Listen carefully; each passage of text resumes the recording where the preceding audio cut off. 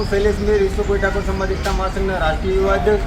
આજ રોજ અમે આ બાવડા ખાતે મામલતદાર સાહેબશ્રીને આવેદનપત્ર આપવા આવ્યા છીએ કે જે જગદીશ વિશ્વકર્મા દ્વારા જે અમારી જ્ઞાનીબેન ઠાકોર ઉપર અભદ્ર ટિપ્પણી કરવામાં આવી છે કે જે આ જ્ઞાનીબેન ઠાકોર જે થરાદની અંદર જ્ઞાનીબેન ઠાકોરના પલ્લવને નીચેથી સીટો કાઢી લાવ્યા તેવી અભદ્ર ટિપ્પણી કરવામાં આવી છે। અમારી સમગ્ર ઠાકોર સમાજ અને કોળી સમાજના અન્ય સમાજ 18 વર્ણના સમાજ લોકોની માંગ છે કે આ જે જગદીશ વિશ્વકર્મા દ્વારા જે અભદ્ર ટિપ્પણી કરવામાં આવે છે તાત્કાલિક ધોરણે સમગ્ર ગુજરાતની માફી માંગવામાં આવે।